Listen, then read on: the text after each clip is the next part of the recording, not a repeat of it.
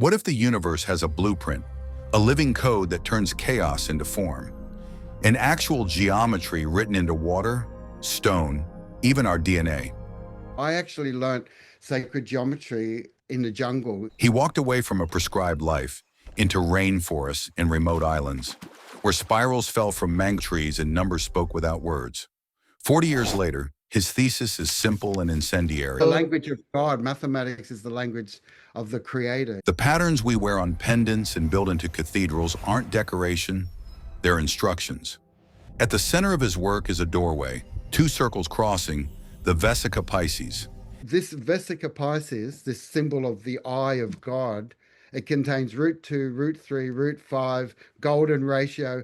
It's so fundamental, and that's why I call it sacred mathematics. And with it, a controversy. Some call the Flower of Life distorted, inverted, even dangerous. I've been upset, like I said, over the decades that the Calontics group call this the bloom of doom, the daisy of death. Jain disagrees. He says the cosmos breathes in phi, that the golden ratio is the pulse of creation itself. My philosophy, my whole life's research is the key to the universe is the golden ratio. Today we go there. Flower of Life versus its critics.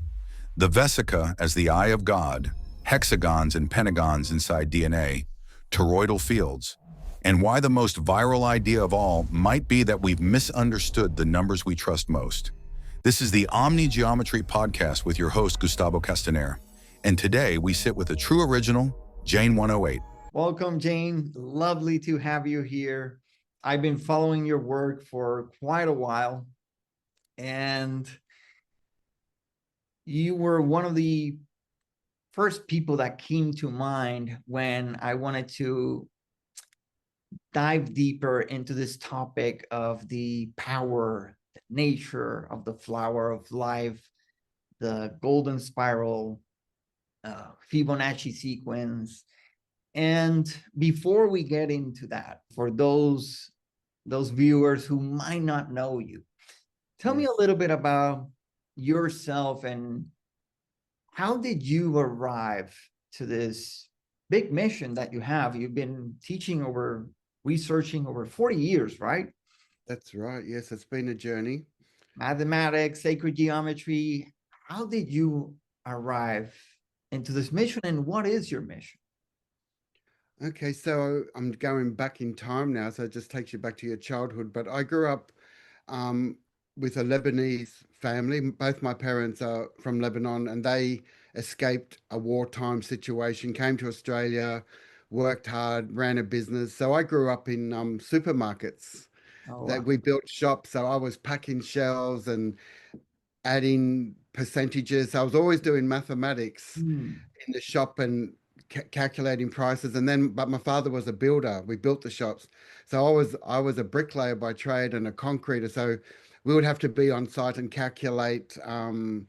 Okay, so imagine the size of your room and you want to put a big concrete slab. Well, we could calculate the length by the breadth, 5 meters by 10 meters, that's 50. And it has to be 100 mil. Say that's about 0.1 of a meter. So 0.1 of 50 is, so you need 5 cubic meters of concrete. So, and then to build a house to get the corners right, I'm in a room now, I've got 4 corners. You had to use a brick gauge. So we had a stick, and to make sure there's 30 bricks here and 30 bricks there, you had to mark a stick to the millimeter, like 80 mil a brick and 10 mil cement. 80 bricks, 80 for the brick and 10 for the cement, 80, 10. So everything was very fine, detailed. It's like being an architect. So I sort of just grew up on shops, building sites. I'm still a bricklayer now. I've got a rainforest property. I live in a beautiful jungle, rainforest, and I'm always building. It's part of my activity to keep my mind not boxed in with computers. And yeah, so I'm an outdoor person. I love working, because I grew up in a very restricted Lebanese lifestyle, I had to leave home. I renunciated a medical career because my father wanted me to be a doctor.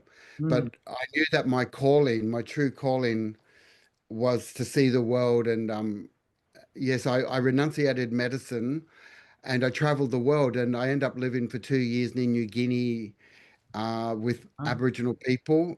No food, no money, just infinite food on the islands before New Guinea. And I watched how water would flow, and I'd see patterns, or I'd be under a mango tree, and the way the leaf fall down, it was a spiral. So I actually learnt sacred geometry actually in the jungle, in the Wow. living remote for That two was years.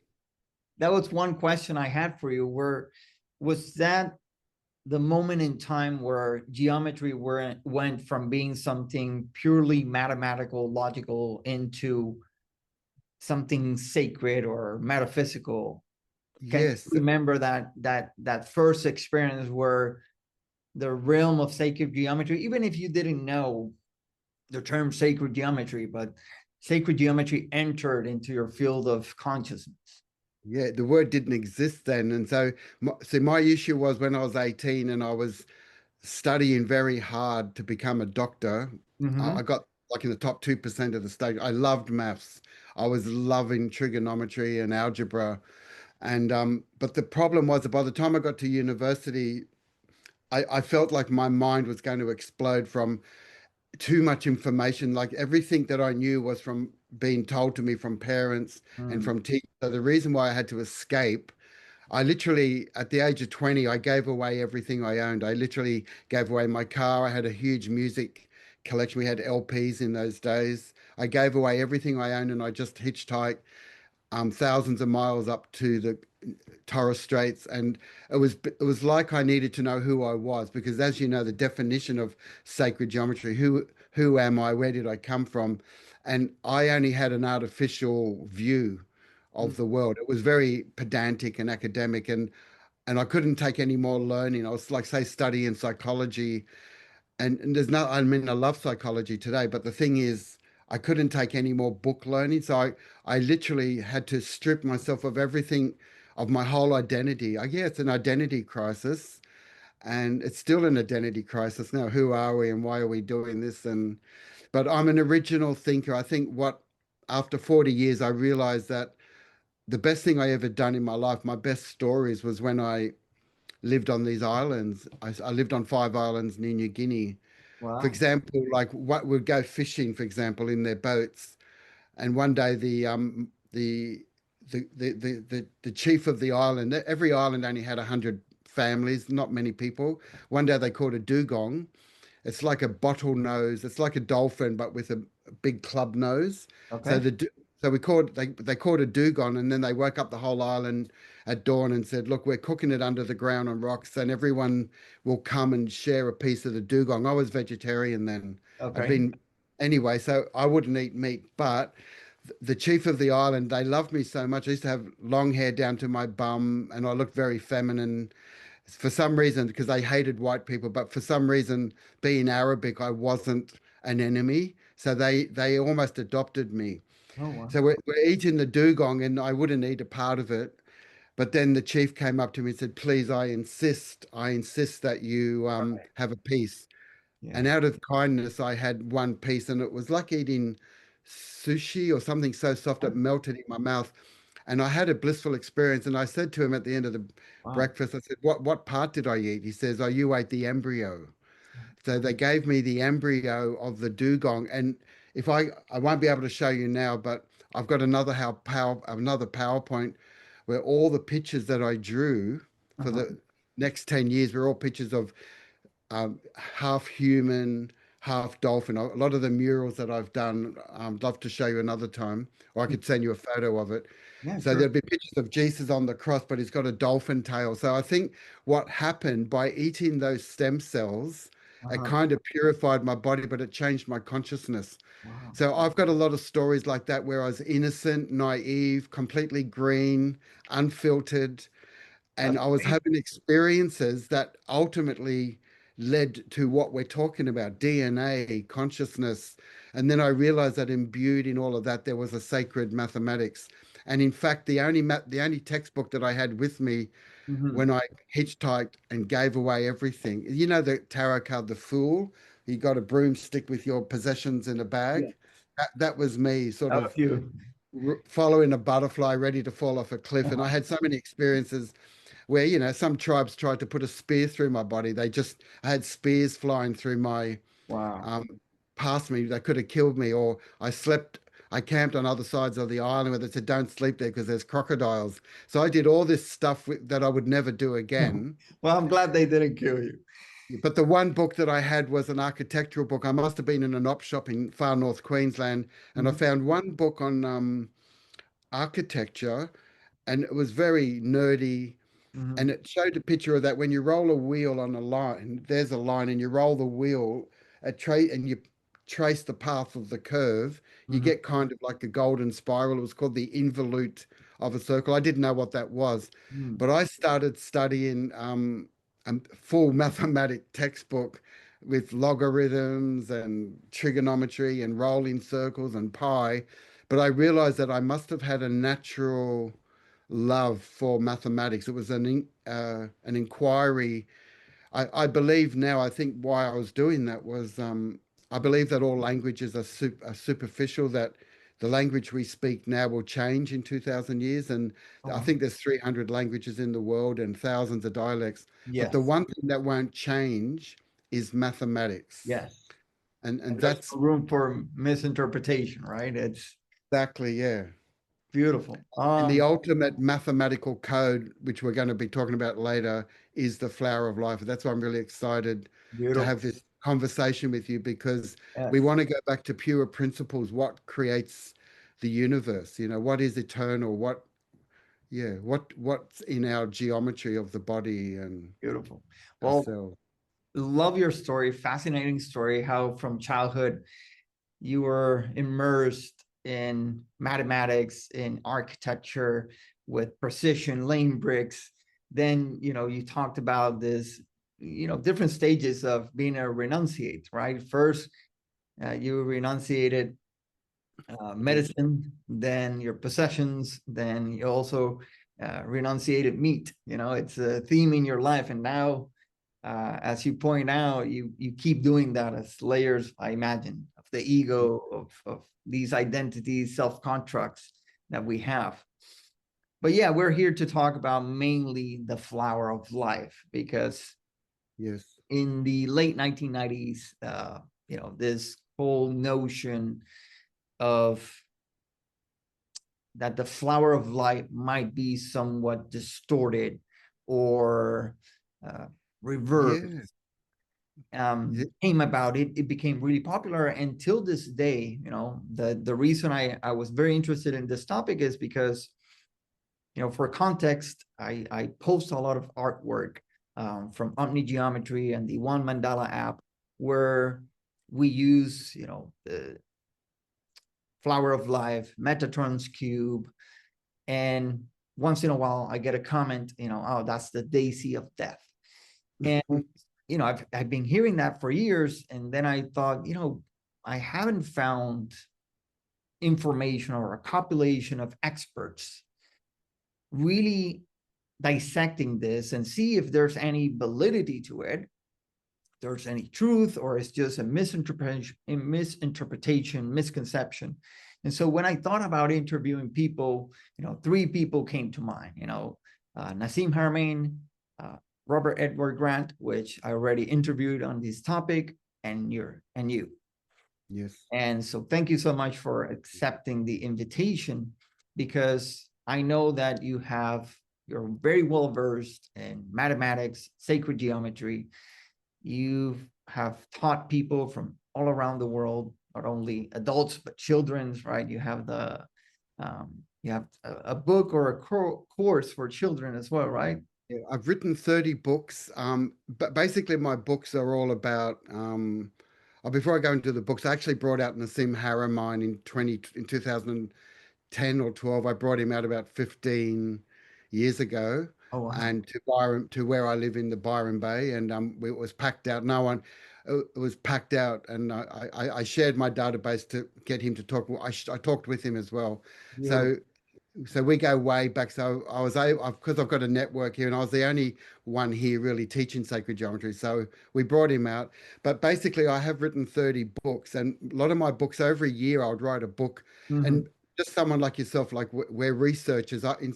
All my research notes on the golden ratio or the platonic solids, it would become a book. So I had 30 books, but they were considered to be like 300 pages for adults. And then one day I had an epiphany about 7 years ago. I Mhm. had an epiphany that my job for the next few years was to write, to reduce all those esoteric books like the ones behind me, but Mhm. bring them down to the level of a teenager. Oh, wow. So I've got a program. So I've been called Mathemagics, the Mathemagics That's the for one. Star Yeah. Kids. So people think of me that I just teach children, but that is my focus. So I wrote 6 books as workbooks where the kids they don't I don't just give them the flower of life. I get them to draw it and learn information about it. And same with the golden ratio. So I wrote 6 workbooks. And then what put me on the world stage was when COVID happened Mhm. about 5 years ago. I was teaching all around the world. I was in Germany and France, all around the world. I reached a point where that hard work, I got to the point I wanted. But then COVID came along and took away everything. So we had to rebuild ourselves. So my daughter, who was with me, Aisha, Mhm. uh, she's 34 now, but she said, Dad, why don't we just film everything like and put it up on YouTube? So luckily I'd done those 6 workbooks, and each of those workbooks became an e-course, an online course of Wow. 10 hours of information. Fantastic. And so we're now known as the Jain 108 Academy. So I always wanted a physical school. I did always pray that every child in the world should be studying sacred geometry in every language of the world. Mm. And this was pre-internet, so you got to be careful of what you say or think of, because I created a global school, but it's digital. It's not Yeah. me barefoot under a tree teaching 30 beautiful kids who are eager to learn. You gotta So I'm not adapt. complaining, but AI now, you can push a button with AI and you can get every language in the world. So we're at a remarkable precipice of knowledge, but there's also caution where this knowledge and technology is going. So at the moment, I'm just sitting on the fence with Mhm. the direction of where this is going. So I'm watching it very carefully. Absolutely. I resonate with that notion of I am optimistically cautious of Mm, the emergence of AI. I mean, yes, yes, we can use it to our advantage, and if we use yeah, it right, it could be the biggest blessing of humanity. And exactly, yeah, things like geometry, it could help people understand better mathematics and geometry and apply it in the real yes. world and for technologies. All right, so let's dive deep into this controversy or Yes.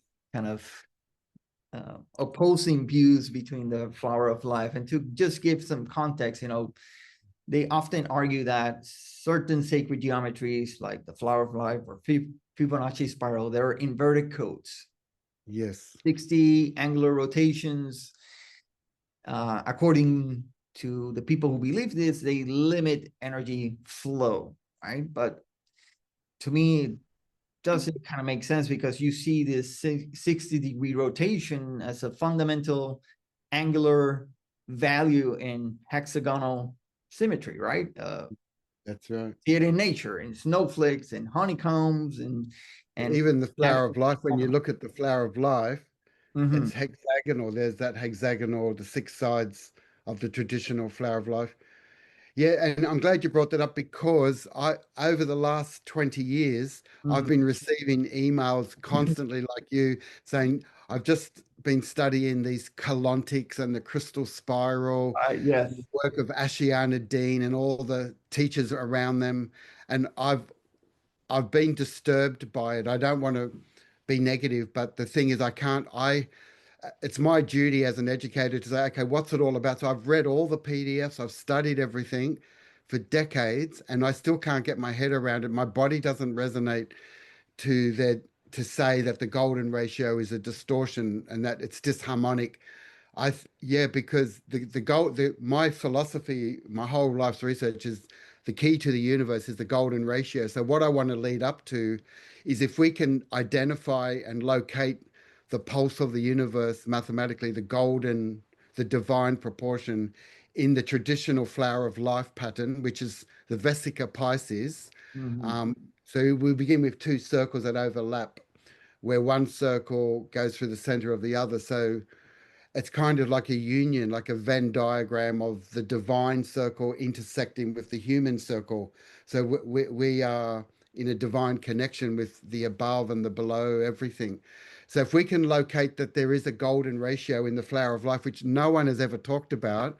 So Oh, I'd love this opportunity today to show, to just give a little introduction on the flower of life and then lead up to the mathematics. I just don't want people to shut down when they see a bit of algebra or mathematics, because let's it's the go. language of God. Mathematics is the language of the creator, you know. So Absolutely. So yeah, let's go through the motions. I know you prepared some slides for us yes. to discuss this topic. So jump in and take us through that journey of understanding these mathematical codes, their Okay. power, their meaning, and how can we relate to them in our lives? How can we use them to Yep. our advantage?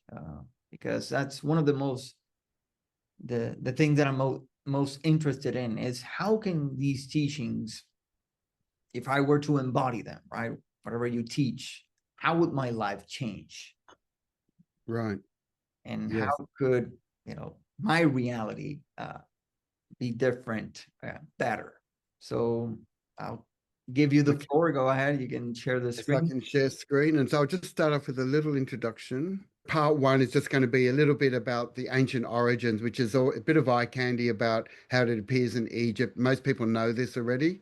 Mhm. Part two is going to be a little bit about a very simple little epiphany I found in the Flower of Life, which has Mhm. got to do with the number 144. It's a code. And part three is the essential bit about the main diagram. So this diagram that we have here at the top right, that's the most important psychoactive diagram. That's the one diagram that's showing that two circles intersect one another in the golden ratio. And I'll talk a little bit about that later. So, but to begin with the flower of life, we need to talk about the component that actually generates the flower of life is the Vesica Piscis. And then from the two circles, we get the six circles, the six around the one. It's all basically golden ratio mathematics. So this is the main diagram. Yeah, and I just wanted to acknowledge that this is not my diagram. I found it from a Theosophical Society, and this person, author down here, called John Molikash and John Arioni, they redid this diagram and showed all the algebra. I'm not showing the algebra, but Mhm. basically, if the blue line is 1, the diameter of that inner circle, Uh-huh. yeah, the red parts are 0.618. So that's like, so the golden ratio is like if my whole arm is 1, the small part to the larger part is in the ratio of 1 is to 0.618. So 0.618 is the divine proportion. And the fact that that exists inside the Vesica Pisces means that every diagram, whenever we see, so whenever we look at the, say, the flower of life pattern like this, Mhm. it's actually showing us that every component of the flower of life is actually in a divine proportion. But we need to see the mathematics of that, and we need to prove that.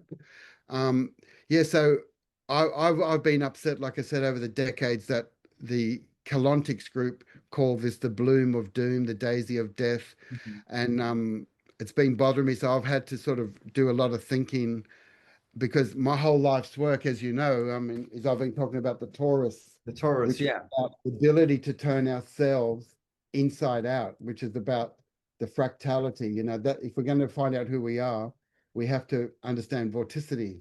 Yeah. And so the torus is based on the mathematics of pi as well. The formula for the torus involves pi squared. So everything to do with the circle, when you look at the circle, it's pi, basically. Hmm. And Interestingly enough, Keylontic science does teach about the Vesica Piscis. yes, If I remember correctly, for them, it's a very powerful code with 12-dimensional frequency. Now, I yes, didn't know this, that you can find the golden ratio in the Vesica Piscis. So that piece of information right there tells you that the Vesica Piscis, which is, it's, you can go all the way to cell division, right? Yes. One cell divides and you get the Vesica Piscis. It's like the beginning of life, such a powerful code. And there you have the golden ratio. That connection to me, again, speaks to this is something that is harmonious, that it's sacred. But go ahead. And because the Torus and all this research that we know about the Torus in the 1920s, they were already talking about the Torus as the possible geometry of the proton. It wasn't just Nassim's weakness. It goes way back in the 1920s. All the world scientists were saying that the fundamental particle was based on the Torus.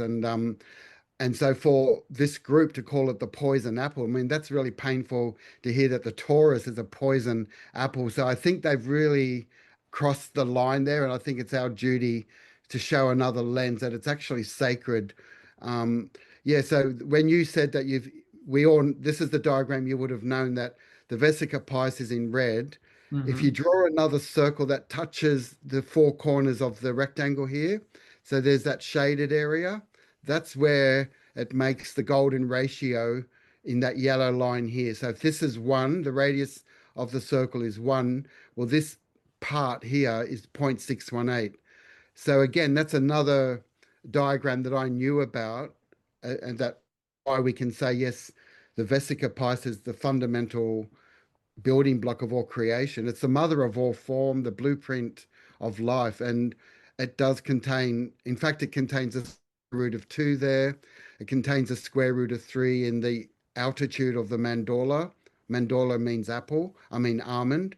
It's got root 5 is the diagonal of the double square is root 5.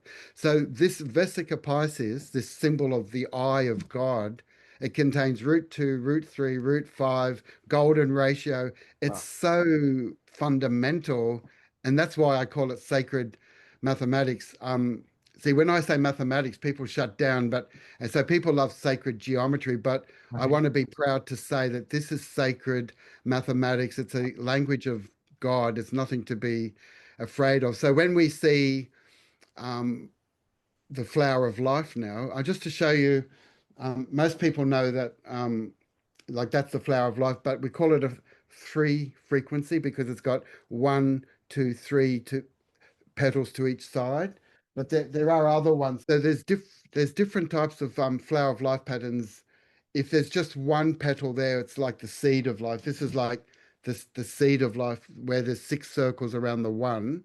Then we can have 2 petals, but this one here has 1, 2, 3. So technically we call it the 3 frequency, and it's hexagonal, which means that's the shadow of a cube. This is like a cubic crystal. Even like when we look at say a quartz crystal, if you count the number of sides, you got 1, 2, 3, 4, 5, 6. So that cubic crystal is what allows us to communicate from your laptop to my laptop. The atomic structure of quartz is based on the cube. Yeah, but then we might get bigger. You can keep extending the flower of life to like this one here I got from Bali when I in my early 20s. My first trip overseas besides Lebanon, I did go to Lebanon twice with my family, but my first trip alone was to Bali, and I came back. Everyone was using these mats. This is like a food mat that you put your plate on, and it's so old, it's a bit dirty, but it's got 1, 2, 3, 4, 5. So this is called a 5 frequency flower of life. But you can see whatever the golden ratio means, as you know, it's about the aesthetics of beauty. It's an appreciation for the naturally beautiful things. So for me to collect this in my early 20s was because I was naturally attracted to this flower-like pattern, and it's emanating 6 petals. But this, I believe, contains the universe. It really does. So before you proceed, when you start first talking about the Vesica Piscis, you mentioned something. You said the word psychoactive. Psychoactive, yes, that's right. I was very intrigued by that. Can you tell me a little bit more about that? Yeah, when I think a diagram is very, very like critically important, because I work a lot with children and I don't use words, I use diagrams. So I've always been researching what are the most potently active diagrams that if children can read a book and just learn from all the geometries and the diagrams and it changes their consciousness, it makes them appreciate it makes visible, say, the invisible world. Mhm. I would call that psychoactive. Like even like a snowflake, when we look at a beautiful snowflake, we know it's hexagonal, but I would say that the effect that it has on our consciousness reminds us of the invisible world. So that's what I mean by Okay. Yeah. psychoactive. And, It does make sense. That's been my experience looking at these codes or mandalas, that if I concentrate in the center and let the frequency of that come into my consciousness, I can enter a certain altered state of consciousness. And there's yes, even places in the world where part of the medicine is for you to look at a mandala. Now, if you have certain ailments or disease, you go to the doctor and they give you herbs, but also, look at this mandala for you to receive healing. So beautiful. Thank you for sharing that. yeah. And this is another diagram where the golden ratio, when we extend more circles around the Vesica Piscis, just a few more critical arcs or circles, we see it's all in the golden ratio. The length AG divided by AB Mhm. is the golden ratio. But yeah, so we want to know also that if the Vesica Piscis creates the flower of life, does it create all the polygons? So we can see it creates the triangle, it creates the square, it creates the double square root 5 length, it creates the hexagon. So we know all that's in there. The pentagon's missing there, but the pentagon is a symbol of the golden ratio. Mhm. So we could say that the essence of the pentagon, the phi ratio, is in there. But I mean, because I'm a builder, I've come from a background of building. I've always been fascinated by architecture as I travel the world. So we all know this basic shape of the Gothic arch. So we can see here in Germany at the Cologne Cathedral, if you look at every single arch, it's a segment of that mandala, Mhm. half that. Yeah. So we know it's all there, but why did the master builders, they all used it? Like why do the old images of Jesus show the Messiah emerging from this yoni-like Yeah. shape, like a portal? It's an opening. It's something sacred for this to be as the cover of a biblical text. It's showing that the secret teachings, the book that Jesus is holding, is sacred knowledge, and he's emerging out of the Vesica Piscis. So I love that, but we also need to see where does it appear in nature. So I guess my only example would be is that we see it in intersecting ripples of water, the Mhm. interference pattern. So then we get to the most fundamental thing that we can do. The reason why I like this diagram is that there's a few teachers on the planet who who are averse or ignorant of the number 6, and they only talk about 5 is alive. There's only the golden ratio, and the key is the pentagon, and they've got a complete aversion to anything hexagonal as if it's something evil. And I won't mention any names, Yeah. but my job as is like I'm just in a very naive teacher. I'm just saying we need the 5 and we need the 6 because the cross section of DNA. The reason why the DNA is here is that the cross section of the DNA molecule shows pentahexa. It shows the pentagon and the hexagon. So we need all these building blocks or the letters of the alphabet to make creation.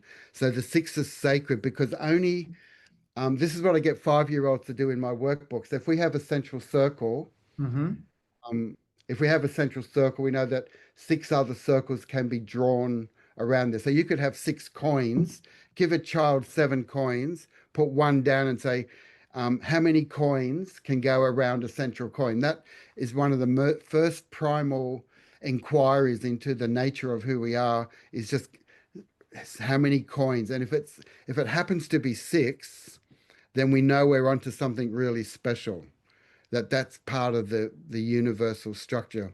So most people have seen in the beginning we had the 1, 2, 3, 4, 5, 6. So this is obviously the key to the story of creation in the Genesis. And on the seventh day, which is in the center, the Lord rested.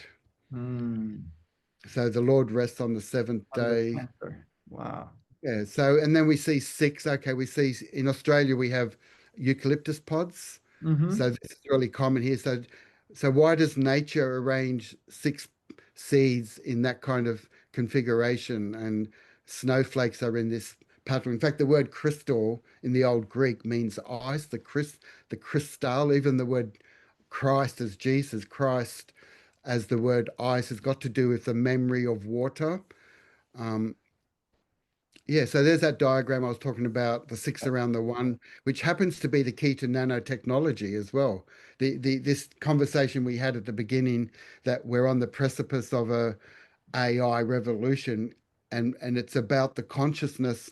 We're not focused on the device. We're more focused on the consciousness of the inventor, because their consciousness is what imbues the AI or the technology. So this is the carbon-7 molecule that, as you know, again, it's doing the hexagonal lattice. I mean, again, it's the invisible. We can't see this with our naked eye, but we can see that it's a fundamental component. In the building game, this is what we call chicken wire. If I was to build a chicken coop and we have that mesh, it's exactly in this, we call it chicken mesh, but it's also like a key to the structure of the invisible world. And we're looking at one atom thin. This is one atom thin. So it is incredible, this knowledge, like, so we can't argue about the magic of six, but it has to be married with the magic of five, which makes the soccer ball shape. That's that Archimedean solid. The truncated icosahedron has is based on the five and the six, because we're going to look at three-dimensional flower of life patterns where it's all hexagons, but there's no natural shape where the whole sphere is based on hexagons. It can only happen when there's a pentagon in tiled next to it. So there's just more hexagonal patterns that you can see. The Giant's Causeway in Ireland. This is just lava as it contracts and melts. It naturally forms this hexagonal geometry. So the reason I show this is because that's how I teach children. Children need to see evidence of this in the natural world. Absolutely. So this is the atomic structure of quartz crystal. Perfect packing. There's no gaps. It's efficient. It stores the memory. The hexagon is efficient. The cross section of this ruby is hexagonal. So this is natural. I go to a lot of crystal gem shows, and I found this perfect structure. This is in my collection, but it's perfectly hexagonal. Wow.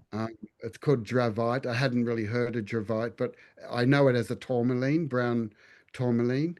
And the difference between, like, what's the definition of a crystal versus a rock? I mean, a rock doesn't have the symmetry or the repeating order. So when we see symmetry, we get really, well, I guess as a pattern hunter, I get excited whenever I see symmetry, but I never knew why. That symmetry is psychoactive. What we were talking about, there was something that affected my psyche when I saw the symmetry in nature or even a picture. So if the golden ratio is, if we draw a line from this one edge here through the center of the other, like the figure eight, two spheres, I've got this diagram here. So I decided, so even though I'm holding a cube, I'll just share the screen here. I'll stop share for a sec. Okay. So when we look at any model, if we look at this cube, it's just the 8-cell. And you suggested that in our cosmogenesis, we were 1-cell, 2-cell, 4 cells. We were at 4 cells, we were a tetrahedron, and then at 8 cells, we were a cube. But another way of expressing this cube, and if we get it right, you'll see the hexagon. If I line up the Yes. I haven't done this to yeah. It's almost there. Yeah, it's almost there. Anyway, but another way of looking at the cube is 8 spheres. So at 8 spheres, we were a cube, but I numbered the cubes 1 to 8 And I've done them in such a way, so I'm holding 1 and 8 is 9, they're opposite pairs. Mm, 6 and 3 is 9, I'm holding 6 and 3 is 9. right. 4 and 5, all the opposing pairs are 9. Uh-huh. And I added up all the faces. If I added up all these numbers on the 6 faces, it all adds up to 108. So that's what I mathematically, I add up what's 1 plus 2 plus 5 plus 6, but that, and there's a top, the 6 sides, add it all up, it's 108. I've got this whole cosmology about the number 108. But I'm just saying that the diagram that I showed at the beginning, from that point going through the center of this and through, there's a golden ratio going from, if that's like the figure 8, there's a golden ratio going through every connection where 2 circles are tangent. So I'm holding something that's purely a divine proportion. And I could do it with this is Buckminster Fuller's the 12 around the central one. Mhm. If I took out the central sphere and just compressed it, I'd get the icosahedron, which is basically this shape here. So Mhm. this icosahedron is formed when we take out the 13th central sphere, compress the 12, and we end up getting these 12 points on the icosahedron. So basically, it gives you another idea that if we looked at, say, there's a misconception, actually. I was just doing an Instagram post on the star tetrahedron. People think that the star tetrahedron is inside. In fact, I've made an error over the years saying that the star tetrahedron is inside of that, and it's not true. How It's so? suggested in there, but it's actually, so there's 8 spheres, but we actually need 14 spheres. If you look at this beautiful, this Zoom tool gave me a whole collection of these models, but look at you need this geometry. There's 14 connectors here to make a pure star tetrahedron. So this diagram here is actually showing you that the true star tetrahedron is made of 14, but they're all tangent. All those spheres are touching one another. So basically what it's doing, it's just showing us that everything we know in the Platonic solids and sphere packing, we'll call it sphere kissing or sphere packing, it's all golden ratio. There's no question. It's, yeah, so this brings us back to the flower of life as the fundamental creation of all things. So these are all more complex models. So my vision is that if we have all this sacred geometry on the glass and the sun shine through that, it's projecting that hologram into your space. So these geometries are space clearing devices. So I made 40 designs and I only printed 100 of each. And the reason I'm talking about this is that this geometry here, the Flower of Life, sold out within the first 2 weeks. I should have printed 10,000 of them. Now it'd be a rich, but the fact that of all the geometries, the sold out immediately was the Flower of Life. It's like, so you and I could say, hey, that must be in the mass consciousness. People don't realize how powerful it is, but they resonate to it unconsciously. It speaks to their cells or something. You know what I mean? So that taught me something, even though that was a commercial thing. I'm selling stickers. That was the one that blew, and that amazed me. But it does make sense that we gravitate towards the flower of life, because if it's the building block of creation, it's within us, it's in our DNA, in our cells. Yes. And it's just a reminder of where we came from, the essence of creation. And it doesn't surprise me that it can have that effect of clearing a space. Yes. Right. And these also the geometric forms, they emit their frequency, but they're also, in my understanding, they can hold frequency. So, you drawing one or designing one, the intent you put into it can then become exponential through that code. Do you resonate with that? Yes, yeah, very much. And I've been doing a lot of thinking about conscious intention. And for those that are new to sacred geometry, I would say that we know that the power of focus is the key to manifesting. But a lot of people are still asking for what they want. And so what I'm trying to say here is that when you start saying, I want to build a school, what the brain is so cosmic, it's actually saying, oh, so you don't have a school. So you're telling yourself you don't have it. So when you're praying to the universe, don't ask in words, don't speak, just visualize that you already have it. So if I, let's say 30 years ago, I have a vision, I want to build a school. I don't think, oh my God, how am I going to get the money for the land and then to build it? If you worry about the how, Right. so to bypass that negativity or the limitation, you visualize that you're there in the classroom and there's 100 children that have come from another school to study with you. So you're just there in your passion teaching, and so be it. It is done. It somehow the future tricks the mind and becomes the present.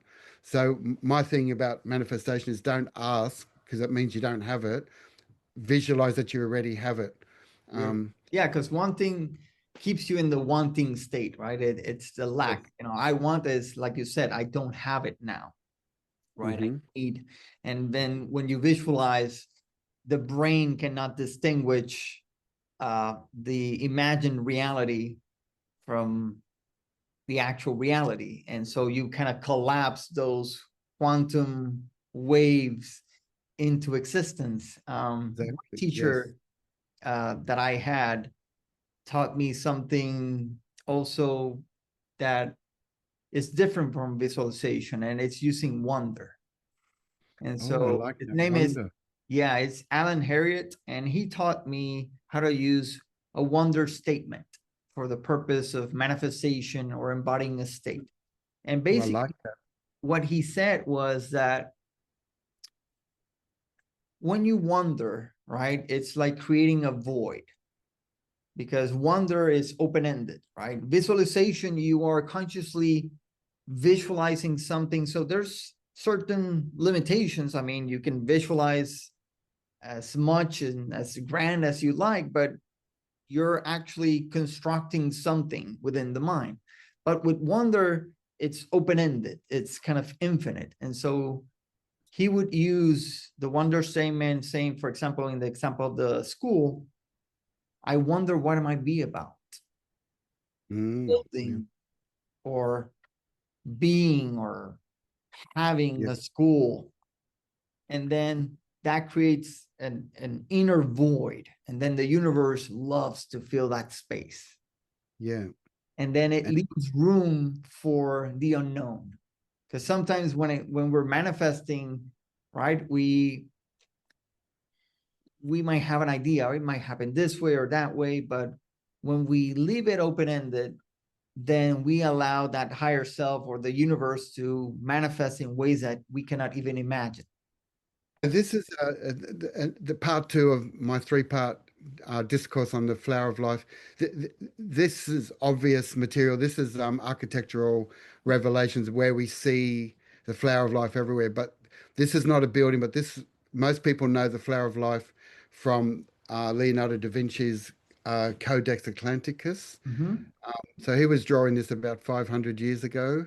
Beautiful, detailed, psychoactive diagrams. You've got the seed of life there, and it becomes really intricate how he's developed it. So, I mean, I'm trying to get all this. There you have the pattern of 7 again, right? The Yes. center piece and then the hexagonal.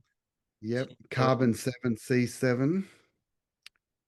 And so as you know, I mean, Flower of Life is in every culture, and that's what I love about this. This is not just in one area. This is everywhere. So I won't go through all the countries. I've highlighted a few.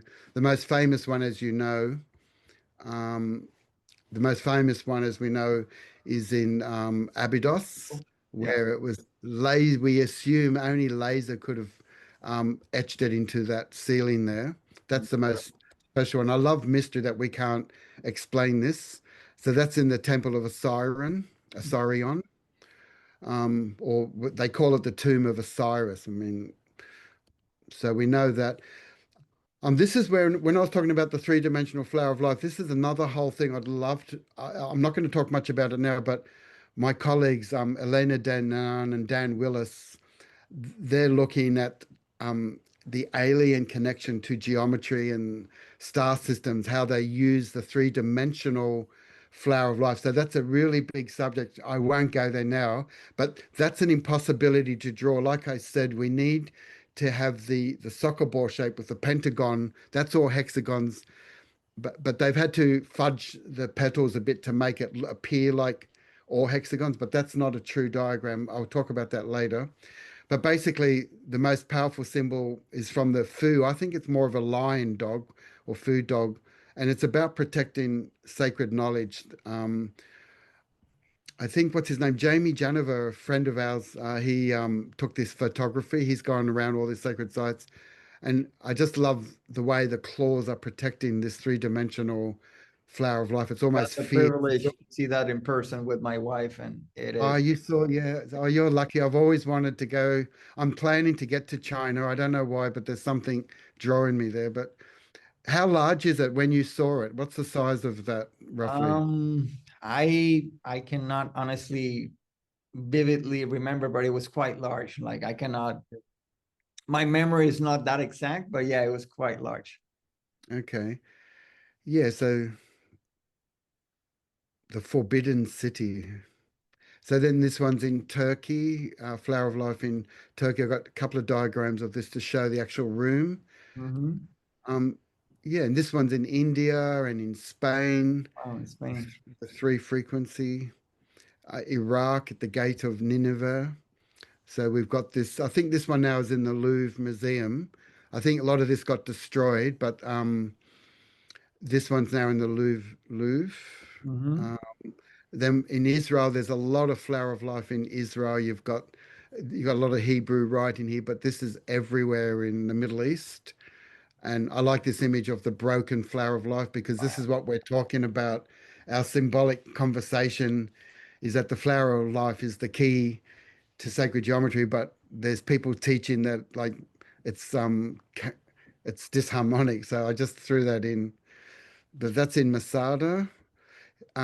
Yeah, so this is a little section here where I discovered we know that this is the oldest code in the universe and it's the architecture of existence. But I wanted to, I count everything. I'm sort of like a child. And when I look at the flower of life, Mm-hmm. um, I want to count everything because I understand how, vibration actually becomes structure. So when I looked at this, this is actually, it was actually this chart here, but I've made it negative. I don't know why I did that. But if you count all these, so we know this, if you count all the petals, I mean, that's obvious. Everyone would count the petals to Right. say, yeah, there's 90 petals in there. That's Mm-hmm. obvious. But no one's ever thought to count the negative space. We don't look at the negative Mm-hmm. space. And I did a Zoom interview with Michael Evans, who showed that when you look at a tetrahedron, I don't have his models here somewhere, but when you look at a tetrahedron, imagine if all those straight lines were concave, they were curved like convex or concave, and Uh-huh. you'd see another whole geometry of curved space. So if you could imagine that in 3D, he's got another whole cosmology based on curved space, that there is no such thing as straight lines. But when I counted all the curved triangular negative spaces in there, there was 54.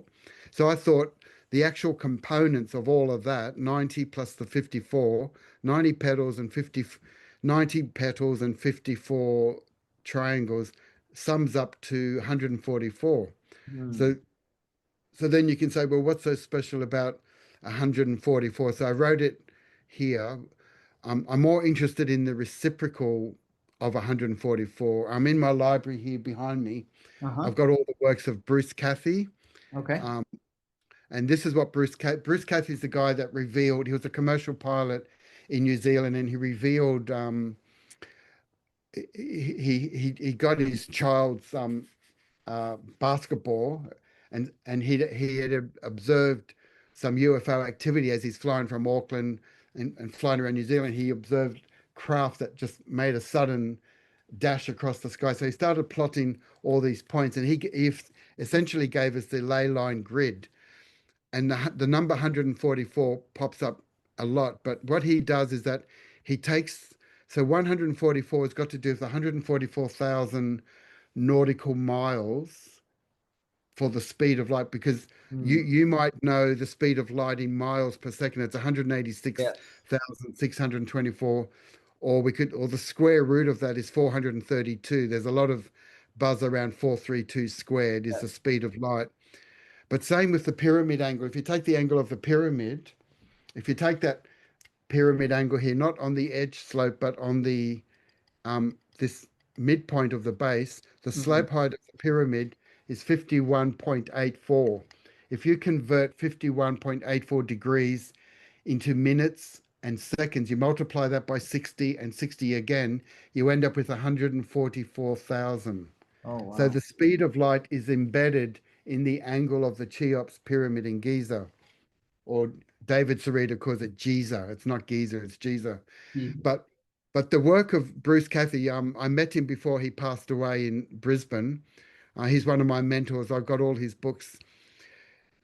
He said, let's look at the reciprocal or the inverse of light. So the harmonic of light is 144,000 nautical miles of grid arc per second. You drop the zeros, you get 144.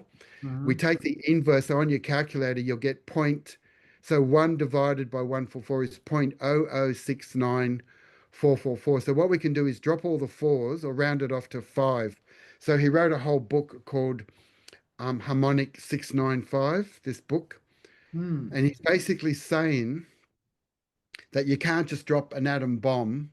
There's no such thing as just dropping an atom bomb and it'll explode. That's the myth to keep everyone in fear that if you contradict us, we're going to drop a bomb on you. So don't touch us. An atom bomb can only be dropped at certain times of the year when the sun is directly above. And so when they dropped the bomb on Hiroshima, the plane had to be circling for a few hours until the sun was right at the midpoint, the zenith. There was a trigonometry that happened. It was all algebra and trigonometry. It has to be calculated when a bomb will detonate. So there's no such thing as, and he revealed all this stuff. So they destroyed his work because he was revealing too much information. And this is all just from discovering the grid around the planet. But his main harmonic was 695. So in harmonic maths, which they don't teach, and I'm trying to teach that to my students, we're allowed to drop all the zeros, but we're also allowed to slide the decimal to the right to make a number bigger. But if you slide the decimal to the left, the number gets smaller. So that sliding of the base 10 decimal is an act of connecting the micro and the macro, because that sliding of the decimal connects the small and the large worlds. So when we slide the decimal here, we get 694.444, which is 695. So he wrote so what he's calling this, if this is the inverse of light, it must relate to gravity. So if there are 144 parts in the Flower of Life, the inverse of that is the gravity constant. So I'm just trying to show that this simple structure of the Flower of Life contains the harmonics of 144, but its inverse is also a connection to understanding how important the Flower of Life is. He called it the pulse of the universe. So you can't buy these books now. The CIA bought up every single book of Bruce Cathie and they've all been destroyed. So if you went online to get Harmonic 33, which is my favorite book about the atom bomb, it's probably worth $1,000. Last year it was $500. So if there's any rare copies of Bruce Cathie, people buy them up and destroy them. They don't want this information out. Wow. But I met him. He's a beautiful man, and one of my teachers in Australia, he's devoted his whole life to setting up a community based on his work. Yeah, so that was just a little sidetrack about the 144. So if the Flower of Life didn't have 144 parts, we can't talk about this kind of stuff. But it's kind of suggested that this is the frequency of light and gravity. But it speaks more to how much information and how much power is in the symbol. Yes, that's right. Yes. And that's the thing that we could spend hours, days talking about. It's harmonics, it's and all the way to from the Vesica Piscis to the Flower of Life, and all the information that can be found in that, all the way from the cells in your body to the atomic bomb. It's Yes, that's fascinating. right. Yeah, so I only mention the atom bomb because everyone I know is in fear of a nuclear war, and that's a psyop. There is no such thing. I've never heard of this There's, before. yeah, there's a whole book on it called Harmonic 33. That's his main book, and that's why. Anyway, they approached. I mean, I met Bruce Cathie and I spoke with him, and he told me that they approached him and they wanted him to work with the secret agencies, Mhm. with the NASA and all that. And Mhm. they said, "We'll give you everything if you work with us." But he refused that. He died a very poor man because he knew if he shared his knowledge in the wrong hands with the wrong consciousness, we're actually retrograding in our evolution. So I just wanted to mention his name because he was a pure soul, a real scientist. And he wasn't really a mathematician. He just nutted it all out. He just drew lines on the kids' basketball to work out. He started finding all these squares and geometries around the planet, and we But hadn't known about ley lines before. that is so beautiful because it shows you how the simple act of curiosity can draw you to deep wisdom, that you don't have to be this genius or mathematician with a PhD, that just simply using curiosity, drawing your imagination, you can draw in from that information that is contained in the holographic code of the universe itself. Thank you for sharing that. I've never heard of him, and Yeah. it's fascinating information. And I also wanted to ask you a question just while I have this rare opportunity to talk with you. Yes. You, I met you because I'm in love with your Omni-core geometry that you created here. And the reason why this is important because when I showed the 12 around the one before, Mm-hmm. the copper circuitry around here is this shape, the 12 around the one. So you're looking at the cube octahedron, but it's based on four great circles or four hexagons actually. So if we look at the cube octahedron, Mm-hmm. if we look at the cube octahedron in straight lines, this is the same shape, but you've done it as curved geometry.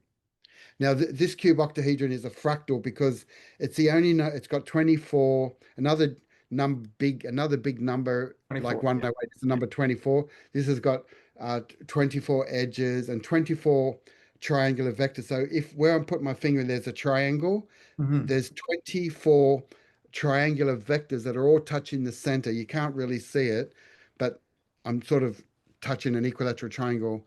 If you count them all, there's 24 vectors. But this is the only known shape in the universe, which I'm relating it back to what you've created here. This is the only known shape in the universe that if I took the radius, I'm holding like a matchstick, whatever that length is, we'll call it 1 unit. Mm-hmm. This is the only shape in the universe where the internal radius is equal to the edges. That means that the inside, the radius, is equal to the outside. So that's what Right. Yeah. Yeah. fractal means inside, outside are the same. But there's no other shape. If you picked up, say, a cube and said from the center of that cube to that point is a radius, from the center of the cube to Mm-hmm. that distance, which is half of root 2, which is 0.707 or something, it's not equal to the one there. There's no other shape that can do that. So this cube octahedron done as spherical geometry is this. And I saw you on Instagram, you were spinning this. I'd never spun this before. No, but it wasn't me. Oh, so who's okay? I thought that was your creation. No. I found it. I find it fascinating. Now I want to find the person who've done it. But Okay, so I thought it was you. I'm sorry, no but problem. anyway, because that's called Omni-core, so I was confusing Omni-core Okay. with Okay. Omni-geometries. But anyway, I'd never spun it before, and I saw it for 2 seconds on an Instagram post late at night. And what he'd done was he spun it. I'd never spun it before, and if you look at this, there seems to be. If you look at the inner spiral, the spiral goes as it's going up. The internal spiral's going down at Oh, the same yeah, I see time. it. I don't know if you can see that. I see it. I see it. Yeah, yeah, I can see that. I hadn't seen that before because I've had this sitting on my shelf for years, but I No. never thought to put it on a string. So this is, again, this is all golden ratio because the vector equilibrium, the 12 around the one, is got that golden ratio in the two sphere tangent. So yeah, I just thought, okay. So I'll have to give credit to Omni-core. I'm sorry about that. No, no, no, love it, but fascinating structure. And yeah. So my whole house is full of geometry. I'll just turn this around. So I Okay. don't know if you can. So I've got shapes everywhere, Oh, wow. hooks to the ceiling. I've just extended my library with the renovation. So I've got a light coming in from the sky. And yeah, so just wanted to, You're fully immersed in it. that's just my room, but the whole house is like this. So I've just got like a 4-bedroom house and there's stuff hanging off the ceilings everywhere. And because by having these hanging up, there's a moment when you just stare at a geometry and you see something that you've never seen before. Yes. So that's what I love about that moment of discovery. That's what I teach the children. I don't just give them the flower of life or the vector equilibrium. I get them to pull it apart and to discover it and come to their own realization. Love it. Yeah, and have that direct experience. Okay, so I've got one final chapter. I call this one part 3. So this was all just an introduction to get to our discussion about if the golden ratio is truly within the flower of life, which we know it is, it's irrefutable, then this is a contradiction to the claim by a certain group of people who call this the daisy of death or the bloom of doom. So I don't often like talking negative about anyone, so I'm not going to be negative. I just Yeah, want to absolutely. show that what I understand of the flower of life is so sacred that it's an insult. I feel insulted when someone calls this the bloom of doom. So I just want to show first that if we look at the harmonics of the circle, I'm going to show how the golden ratio is in the triangle, the square, the pentagon, hexagon, everything. And these all fit inside the circle. So the harmonics, whatever the circle represents to you, we could say it's like unity consciousness. It's a forever. We can't actually calculate the circumference perfectly, but I believe that everything about the circle contains the golden ratio because the circle creates the flower of life. So I just want to, I'll talk about that, and then I'll talk about the colontics bit. So we're Okay. not overly focused about it. So again, we're looking at a 3D flower of life. This was from another colleague of ours called Rich Jarvis, who I'd love to meet. I'd love to have a conversation with Rich. He's doing all these amazing animations, and you can see that. So we know that it can't all be done with hexagons, but the illusion of seeing the vortex, the emanation of the vortex, is beautiful, and it's symbolic of the journey home to the stars, where there's no beginning, no end, turning ourselves inside out. So we started off with the Vesica Piscis, and then we realized that nature's true law is perfect packing of 6 around the one. So there's a 6 around the one in the flower of life. So what you're really looking at is a circle there and a circle there. So that's like the figure 8. But there's 3 axes. There's the figure 8 there. There's 1, 2. We've got 3 axes, which, as you know, is the X, Y, Z creates the cube. Okay, but in the circle, the first shape to ever form is a triangle. So this is like father, mother, out of the love of the yeah. So out of their love, father, mother, they create a child. So the child is the Trinity, is the fertility. But did we know, this is not my diagram, but we know that if we take the midpoint of any 2 sides of the equilateral triangle and extend it to the circumference, the ratio is 1 is to 0.618. Or if this is 1, the longer line is 1.618. So straight away, as soon as you've got a triangle in the circle, we're in the divine proportion. So in my personal, I do a lot of the algebra behind all of this. There's a whole page of algebra to prove that. And that's what my gift is. I love doing all the proofs. And but there's a guy called George Odom from the Hudson River area. He showed that if you had the cube, I might have a diagram. Let me just see the next one. I'll just see. No, I don't have his cube, but he's got a diagram of a cube, Uh-huh. which is square with the sphere around it. So George Odom did this discovery.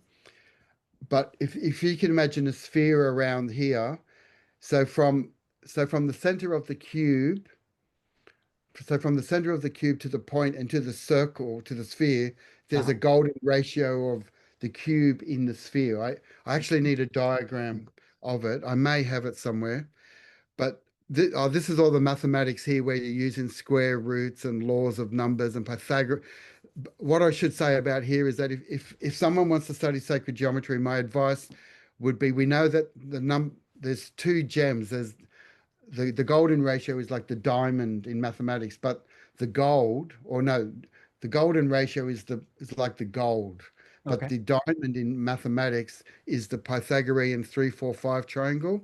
So Mm. to be able to prove that this is all golden ratio, we need to do a bit of 3 squared plus 4 squared equals 5 squared and rearrange, and you know, and that's what I'm good at. That's my gift. So that's why I'm saying you can't argue with this stuff. It's 1.618.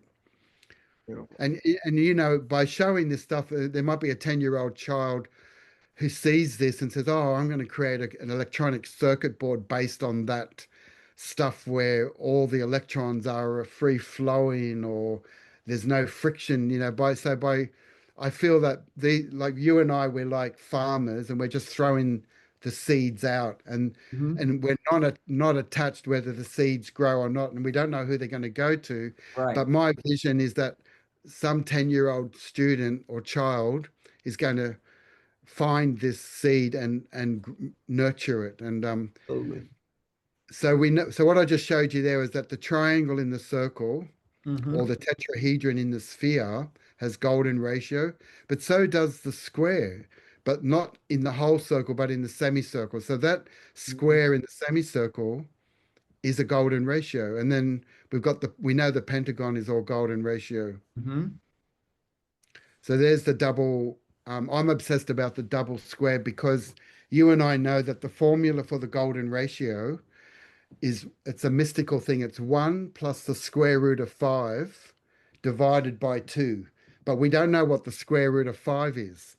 Okay. So I've made a really important revelation based on this double square in the circle, because the distance from that corner to the opposing corner is root 5.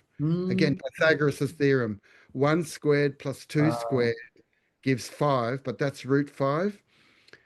And if we know root 5, we can translate the algebra of 1 plus root 5 divided by 2 into a picture. And it turns out to be the true value of pi. It turns out to be golden pi, not normal traditional pi, but golden pi, because my major discovery in my life by looking at this material is that I've turned the formula for phi mm, into a psychoactive diagram, and that's at the end of this presentation. beautiful. So we know that the triangle, the square, but now we've got the pentagon. That's probably a good image of whatever fractal means. Mm-hmm. This is fractal. We can't explain it in words, but there it is. So that's another sticker that I've done. Mm. It's another decal. So imagine children sleeping in their room and they've got that on their window and the moon is Beautiful. shining through this psychoactive diagram and it's imprinting their dreamscape with 1.61803398874. So I often do a lot of chalkboards because I'm dyslexic. I'm very dyslexic. I need to do things big, so I can't just work on a small size. So that board there would have been against Mm-hmm. my bookshelf here. And once I've sketched out this information, I'm just showing that the triangle, the square, and the pentagon and the hexagon are all golden ratio.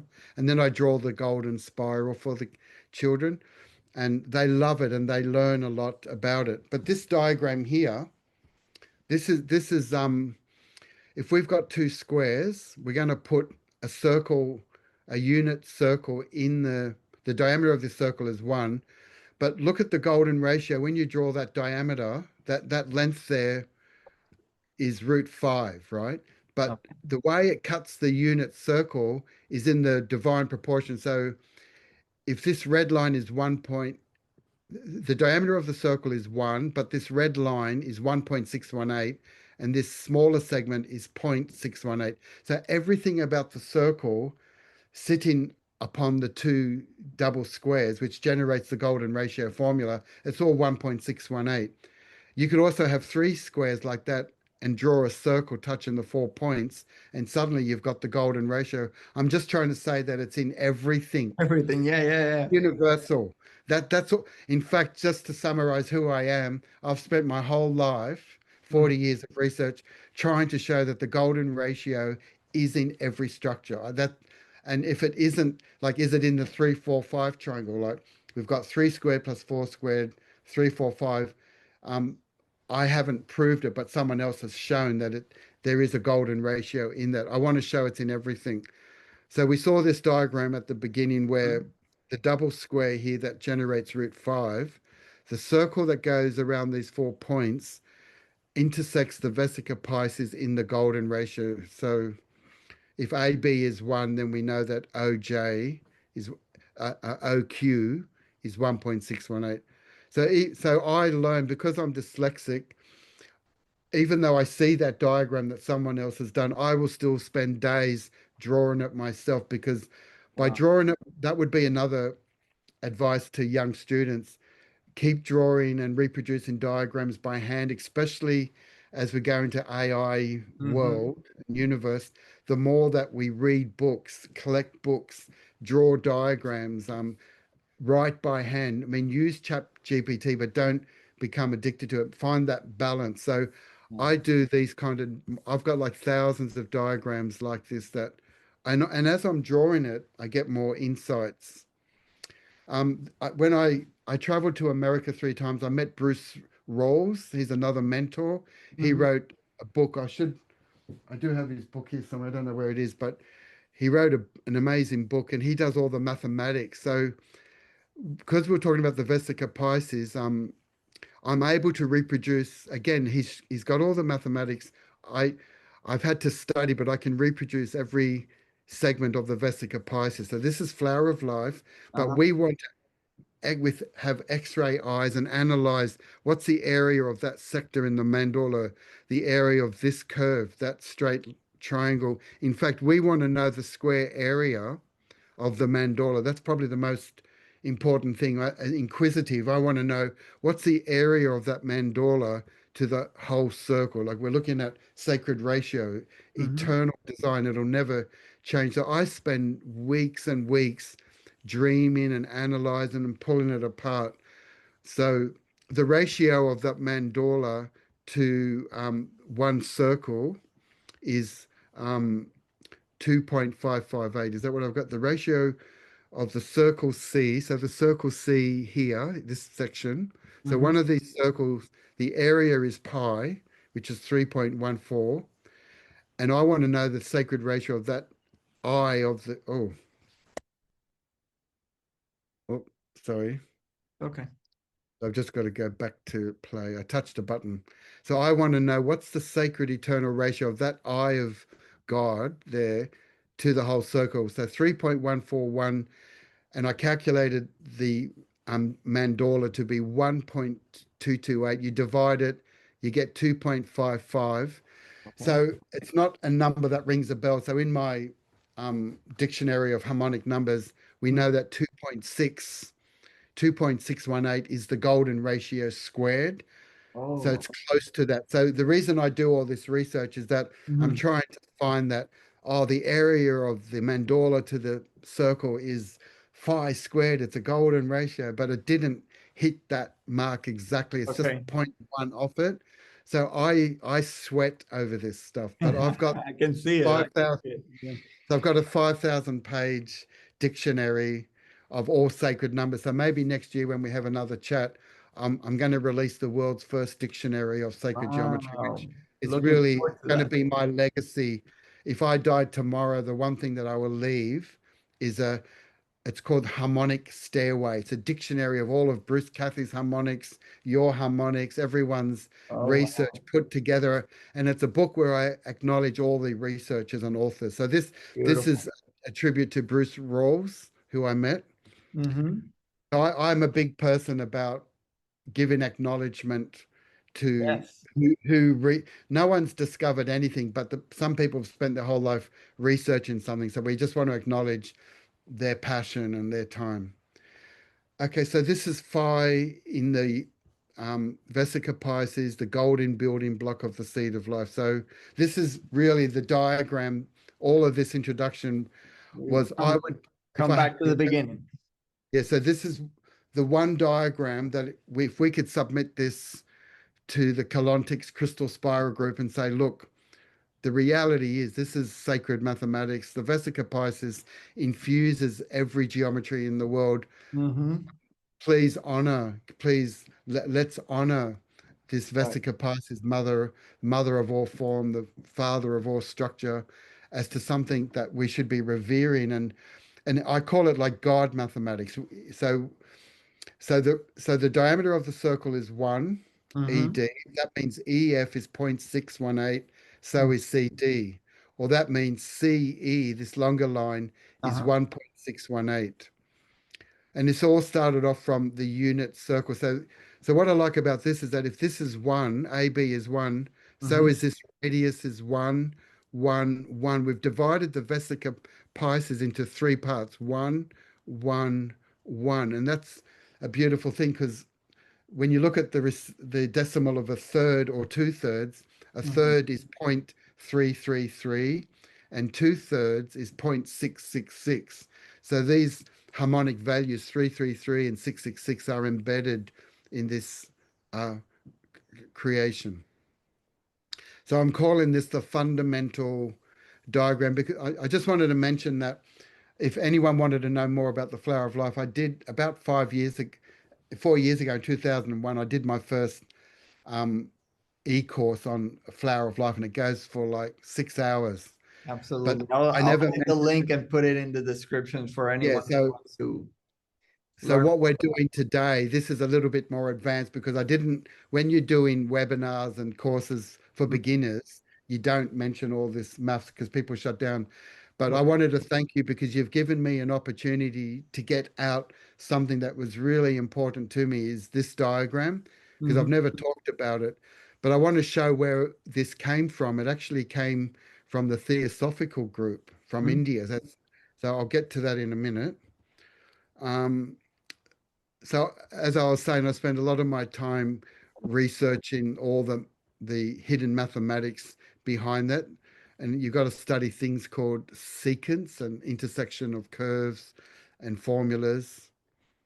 Okay, so this is the origin of that diagram. It came from India, Mhm. and it was a group called the Theosophical Society, like Madame Blavatsky and Annie Besant.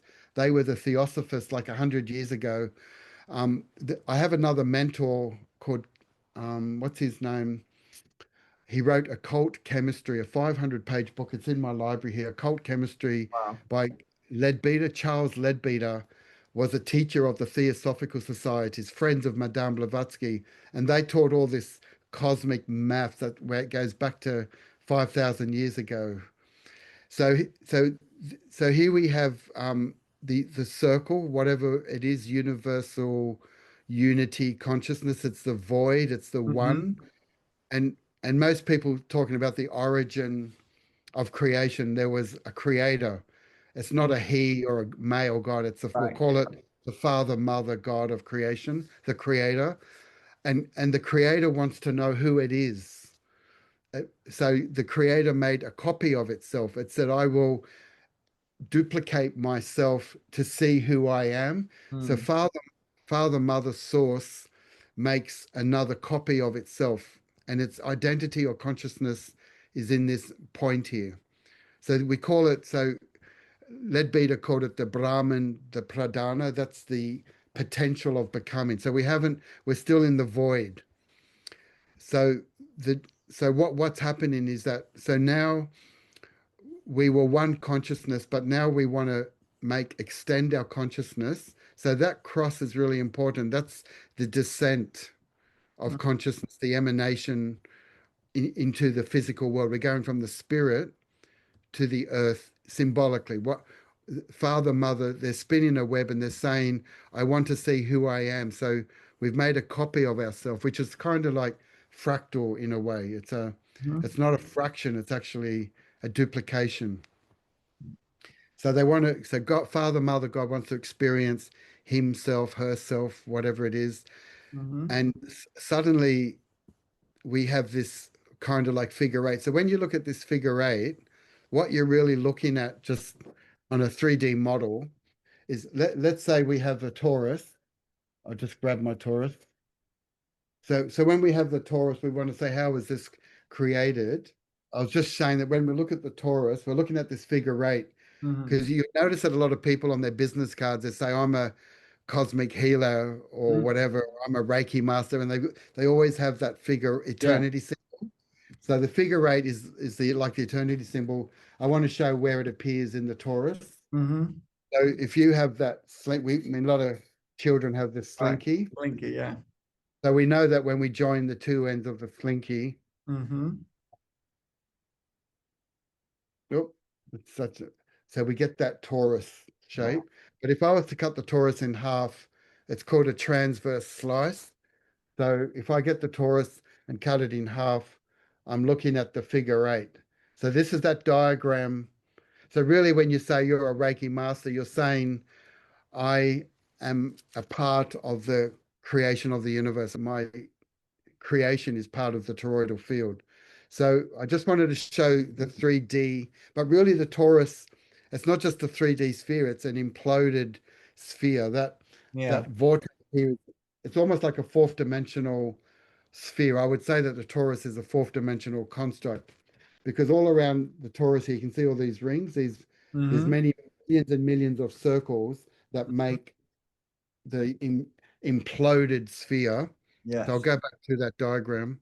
This is the most important diagram because basically we're looking at two tangent circles, which is, it's in the flower of life. When we look at the flower of life, we can see that it's not just six around the one, but you can see two tangent circles everywhere.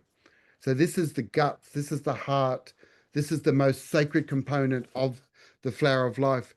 And so we put a cross, we divided, it's the quadrature of the circle, which is another important thing where we square the circle. But this symbol of the cross in the circle is a symbol for earth, but it's used by American Indians. It's the sacred hoop, you could say, of the American Indians, the cross. We extend a line from this point down through the center of the below one. So I draw a line from that end of the cross, the left-hand side of the cross, right through the center. And suddenly I've got the golden ratio. That's where the golden ratio is in the figure eight, or the two tangenting circles. This is where the one became the two. And symbolically, if the one became the two in our cosmogenesis, this is kind of when we're separated from God's source or consciousness. So that's why we all feel we're like lost souls, or who am I, where am I going, and why is there chaos? But it's a reminder that even though we don't know where we're going and who we are and where we came from, there is an innate golden geometry in our being. Like, even though we can't see it, there's a divine proportion. So this distance here, the diameter of that circle is 1, but it works out that the distance from here to that side of the circle is 0.618. So 0.618 is to 1, or if this is 1, this is 1.618.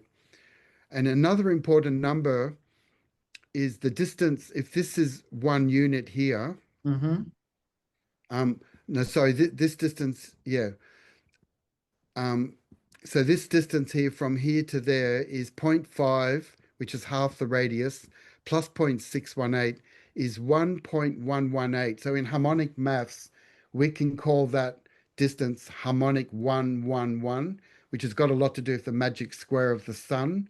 All the numbers in the magic square of 6 by 6 all add up to 111. But this distance here is half of the diagonal of root 5. So if root 5, the diagonal in the 1 by 2 rectangle is 2.236, that's the square root of 5. Half of root 5 is 1.118. It's just a very critical number that not many people are talking about, but it's all within this geometry of father, mother, spinner, web. But I just want to acknowledge that I first found this diagram in the book called The Secret Doctrine. Actually, I had it to show, but it's on my other table. Okay. I might even have, so then I've done a chalkboard of this, but the reason, so once we take the midpoint of that 0.618 side, half of 0.618, the reciprocal of phi, we call it phi. We're going to do another geometry from here just by knowing half the midpoint of this distance. And what it does, it creates the decagon. So we take that distance of EF or AF here, and we get our compass and we trace that distance around that circle, and we end up with a decagon. Now, the decagon is important because it's the cross-section of the DNA molecule. Somehow this diagram, which is all based on 2 tangent circles and golden ratio, is the next step to creating the perfect decagon. And there's that root 5 diagram. When you look at put 3 circles together, you've got the ratio of 1 to 2, which is in music. That's the musical octave. So that musical octave, which is the doubling sequence, 1, 2, 4, 8, 16, 32, this links the binary doubling sequence with the golden ratio. And it's all imbued in the flower of life.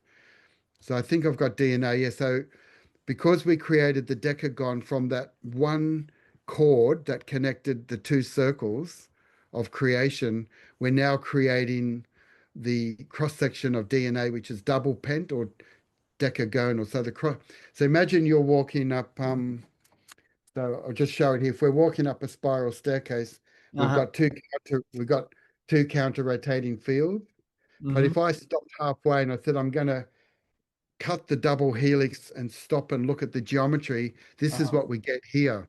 We get the hexagon joined to the pentagon. So everything about DNA cross-section, the way the genetics of life rearrange its geometry, it's all in the pentagon hexagon, which is the soccer ball shape. It's what Bucky called the buckyball 60 geometry. The shape of shungite crystal is the buckyball. But what joins the middle is the zipper in the DNA molecule that allows the DNA to separate is not just any rectangle, it's a golden rectangle. The ratio of that zipper in DNA is 1 is to 1.618. So everything that's sacred is already in there. So if I wanted to look at the decagon, the external angle of the decagon, it happens to be 144 degrees. So there's that. And you'll see that these sacred numbers just pop up everywhere. Beautiful. Also, if you drew the 5-pointed star, you could see that there is a 144-degree angle here. I'm showing it down the bottom there. If you skip one point and look at the angle from one point to the next successive point, it's a 144-degree angle. So all of this is suggested in the harmonics of the pentagon. Yeah. So there's the book called The Mathematics of the Cosmic Mind. So this is one of my teachers called Charles Leadbeater. He actually left India.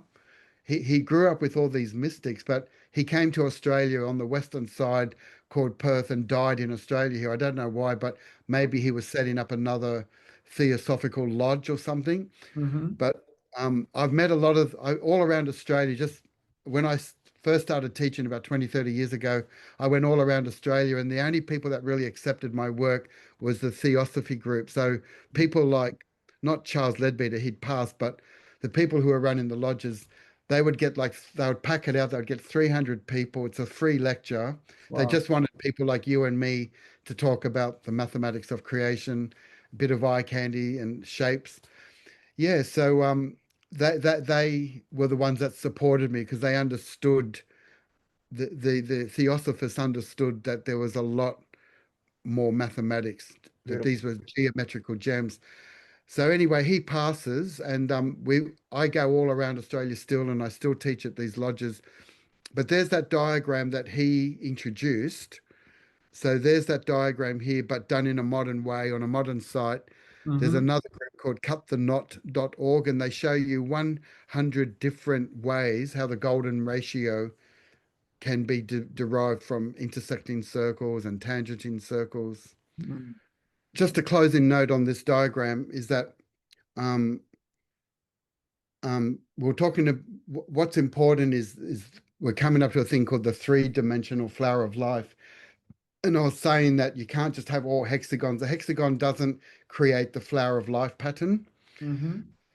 So what we've got here is that the only way that where all these nodes are actually touching the sphere, the only way it can happen with hexagons is with occasional pentagons. So this is an Archimedean solid, and this is the diagram.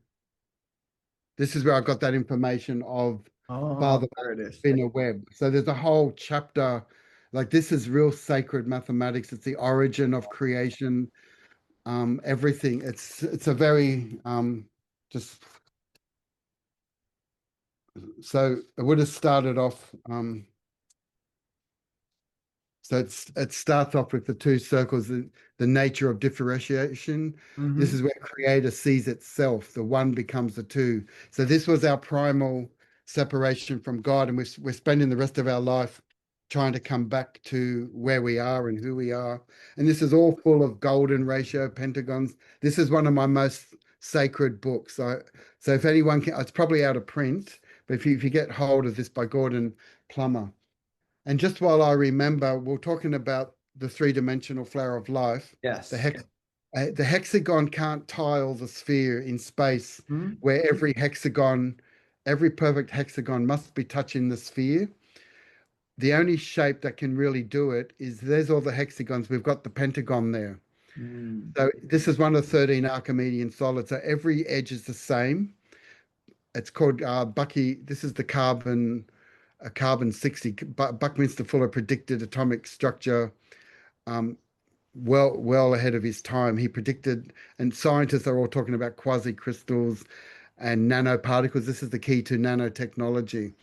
It's called carbon 60, but I think it's because it's got 60 nodes. But so as an Archimedean solid, if you touch a vertex, you say there's a pentagon, hexagon, hexagon. So I would call the soccer ball shape 566. That's to identify what it is. But that's the key to like the true 3D flower of life. You need the golden ratio to make perfect symmetry. So like I said, this was Buckminster Fuller's C60, the key to nanoparticles. This is the structure of shungite crystal that purifies water. If you're traveling around the world and you're in a third world country, you should always travel with shungite, which is that atomic structure, and it'll purify water. But my friend Marshall Lefferts, I communicate with him, but I haven't met him. But Marshall sent me this book, and he used this whole diagram that we just talked about. That fundamental diagram of the flower of life is here. Remember that one critical line going from there? Yeah. And it goes through the center of that circle and down to the edge of the other. But there's the one is to 0.618. That's all I'm trying to say is that it's so simple.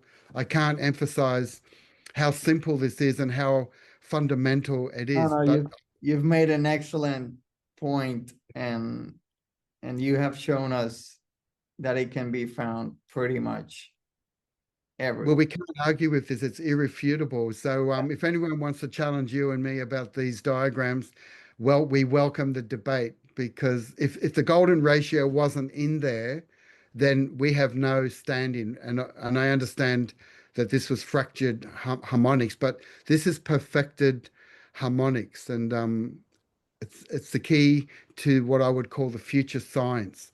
So I just wanted to acknowledge Marshall Lefferts, if you're watching this, thank you for posting this book to me. And when I saw this diagram that you used from the Theosophical Society, I knew you were on track. That's my litmus test to see if someone's telling the truth. The fact that he was aware of that, which is fantastic. And it's in everything. That's really what we're saying. The one circle, one coin can have 6 coins around it. We've got, there's that cross, and there's the golden ratio going from here through to there. It's all throughout this matrix. And it's interesting, the word matrix, it's like the mother, the maternal, Yeah. the word material, the Uh-huh. spiritual versus the material. So the mother of creation is the matrix. It literally means the womb. And when we talk about the womb, we're talking about the mandala in the Mm-hmm. Vesica Piscis. So we must always acknowledge that God is father, mother, that Mm-hmm. diagram, father, mother, spinner web. There is no father, he, man sitting in the sky Right. with a beard. Yes. That's all just an implant, psyop. So we need to acknowledge that creation, God is everything. So when we pray, we don't just pray to a he. We pray to Father, Mother, God, Creator, that is inside of us and is in all things. It's in everything. So because it's actually interesting that even when we pray to a God, I'm not comfortable with that because I feel like we're praying to something that is external to us. Mm-hmm. So this is probably a bit of a radical statement, but I try not to use the word God. I accept that we're looking for source and creation, the origin of creation. But so long as we recognize that we are a part of it, and yeah, so there's nothing really external to us. It's so maybe the Vesica Piscis symbolically reminds us that if I'm one circle and creation is the other circle, we're intimately Always. Yeah. entwined. And I think that's why we all love, everyone in the world loves Flower of Life. It's and if you look around our area, or I meet a lot of travelers coming to Byron Bay from all around the world, they're all wearing the Flower of Life. So this jewelry that people wear, it's a pendant, the most popular pendant in the world today, and for the last 20 years, it hasn't changed, Mm-hmm. is the Flower of Life. It's still prevalent. There's that diagram I was talking about. Remember when I said that inside the circle, we had an equilateral triangle, and this dude called George Odom, he found the golden ratio in the triangle in the circle, which is Mm-hmm. really the tetrahedron in the sphere. Well, Mm-hmm. here it is in the cube. So, so what I said before was wrong. I said if you go through the center of the cube, through the vertex, that's wrong. Thank God I got the diagram. If we go so here's the cube. So now the correct story, George Odom's diagram, if we go from the center of the face Mm-hmm. through the center of another face. So I'm going to draw a line from that center to the neighboring center. Right. I draw the line and we extrapolate. It's a big word, but I think extrapolate. We extend that line Mm-hmm. from B to C where it touches the sphere. Mm-hmm. So in 3D now, so this is not 2D, but in 3D, if we have a sphere and the cube inside, one line shows the golden ratio, that AB to BC. So it's in space as well. So now we're talking about phi is not just in the linear, it's in all these three-dimensional Wow. geometries as well. So that's a very rare diagram. But I just wanted, some people have been talking about it, but no one's acknowledging the source. So I believe it's George Odom who Mm-hmm. did this in the 1980s. And if we're talking about the square and the circle, now we might as well talk about the mystical quadrature of the circle to make the circumference of the circle. So in flatland, the square and the circle can have equal perimeters and equal areas. But in 3D, we can make the volume of the cube equal to the volume of the sphere. And the only way to do that is to make the radius of this sphere equal to 0.618. So this is the one distance. Mm-hmm. There's 1 by 1 square. But if we look at that 0.618 segment of the golden rectangle and make that our radius, so only phi can make the cube and the sphere equal. If the cube is the earth and the sphere is the heavens, Mm. only the harmonics or the subharmonics of the golden ratio can make heaven and earth equal. That's another whole PowerPoint. It's Wow. not my work. This is thanks to the work of Scott Onstott. Scott Onstott. These are all masters, and I just love acknowledging these people. and somehow it connects to all the Egyptian mathematics that if we said, is it my next diagram? If we looked at the volume of the sphere, if we looked at what's the ratio of the volume of the cube, so if the volume of the cube to the sphere, it's 0.528. It's 52.8%. So we've got a sphere, we'll call it 100%, right? Uh-huh. The volume of the cube is much smaller than the volume of this cube. So I'm always looking at sacred ratios because these are eternal constructs. So if we know that the volume of the cube is 100% or 100 parts, Mm-hmm. the cube is 52.8%. And that 0.528 of a meter is called the cubit. So the Egyptian yardstick that measured everything was 0.528 of a meter. We call it the Egyptian cubit.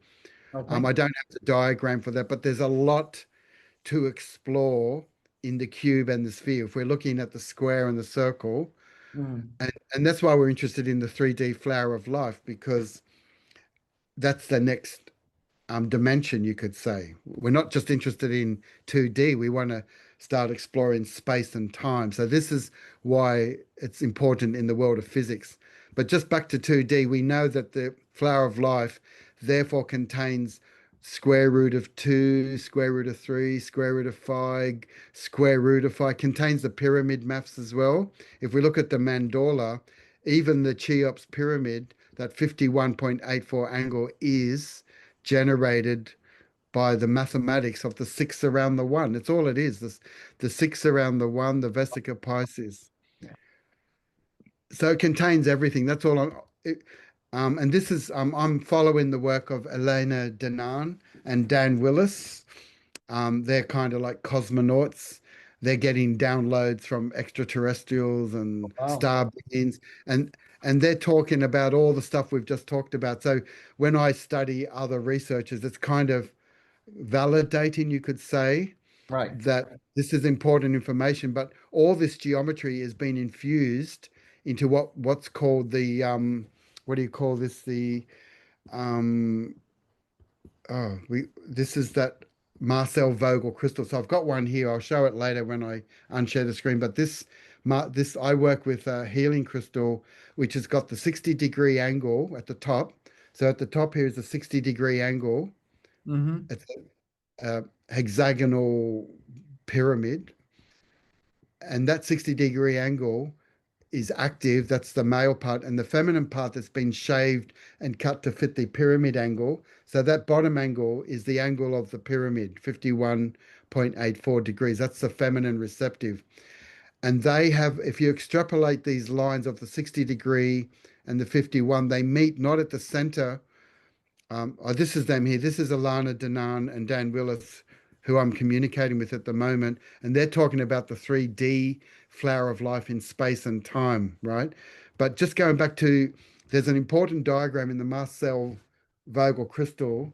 It's all based on piezoelectricity. When you squeeze it, you know, when you rub two crystals, you get a light. Mm-hmm. Well, when you squeeze this pyramid, not in the center of that shaft, but at a fraction below at the golden ratio point of that line, you get a certain piezoelectricity. So this is the future crystal science where we can give energy out through the 60-degree, the flower of life. That's the giving energy out like a laser beam to put energy in. Or if we use the other end, we're pulling energy out. Like if someone has a cancer or a tumor, we pull the energy out. So this is the future, integrating all this flower of life, 60-degree and the pyramid angle. This is where we're all going. And Nikola Tesla did talk about this as well, but I won't go there because that's another chapter.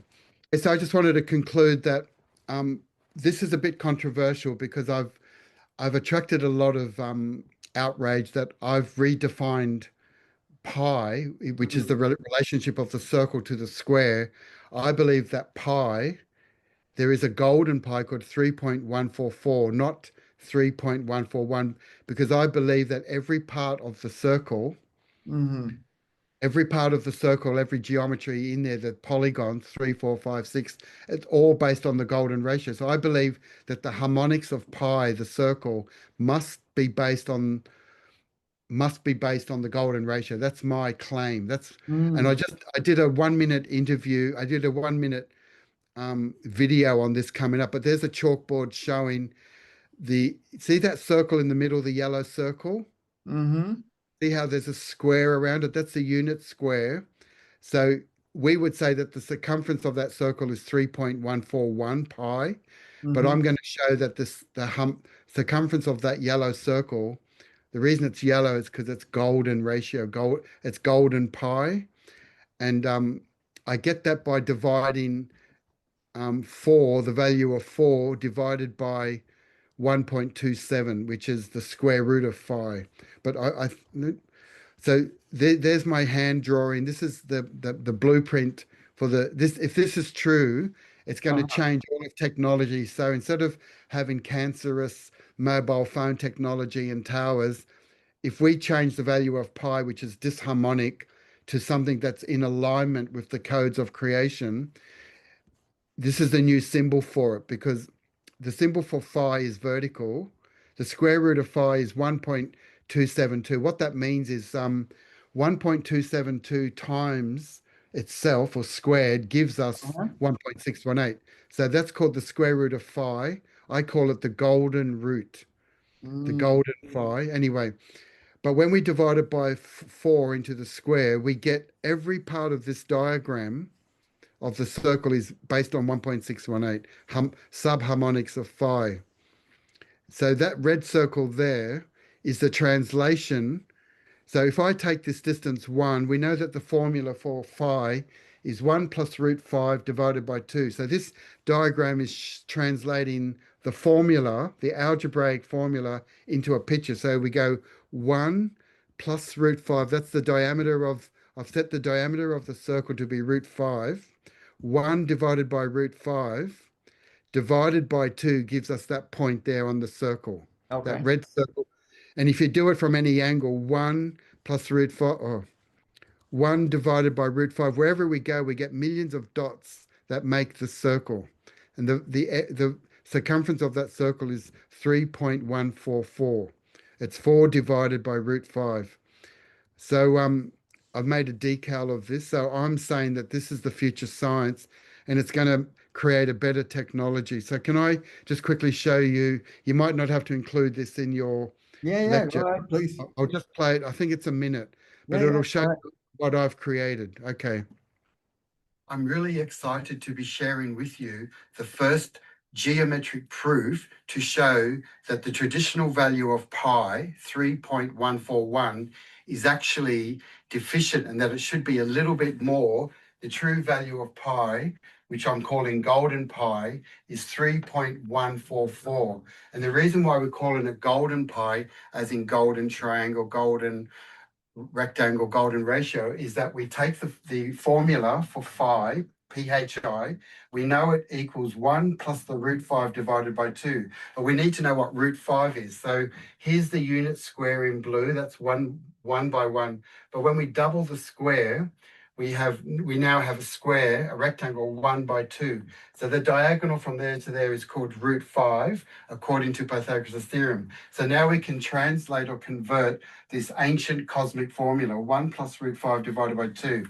So we go 1, this is 1 unit, plus the root 5, the diagonal. We take the midpoint, because there's the 2. That means we take the midpoint of this whole section, and we end up with a point there. If we do it again, there's 1 plus root 5 divided by 2 is there. And we realize that the locus of this geometric formula is the circle. So we just discovered that the pathway to pi is actually phi. Mhm. Wow, thank you for sharing that. Yes, I just wanted to. So what I've done is I've created that's just a geometric formula, a proof. Mhm. That's a geometric proof. There's also algebraic proofs that will blow your mind from other people who've worked with NASA. This is launching a whole new area, and it's all based on the harmonics of the circle. And Well, it sort of links back to the flower of life, but I'm obsessed about the harmonics of the circle. But I've lost a lot of friends and status because counter I'm counter-proofing because no one can show you how they got pi. They're using computers and they're using the wrong way of thinking. But if anyone can disprove what I've just shown you there, it's just glorifying the golden ratio. I turned the formula into a picture called the golden cross of pi. Yeah, so interesting that people are willing to lose a friend for the sake of exploring the unknown. That's the foundation of science, is questioning things, even things that we think are set. If we think that there's nothing more to learn or to discover, then we stop growing. So I salute you for having the courage of going and exploring that and going in to see where it leads you and what made you discover and the implications of it. If it's true, this is how civilizations evolve. it changes everything. It changes everything. Thank you so much. I can see how passionate you are about this. Thank you. And I'll just end on this diagram. So if this is true, I'll just end on this one picture. This will be my final picture. Yes. If we're talking about the harmonics of the circle, which to you and I represents unity consciousness, we recognize that we are part of a greater whole. There is no ego, there's no separation. Finally, the circle unifies all of us together. So I just wanted to end on that note. That was my conclusion, this diagram. So thank you for allowing me to share my ideas about the circle. And I hope this inspires people to question everything. Yeah. Absolutely. I think it will. Thank you so much. It's been a pleasure. And I look forward to meeting you again.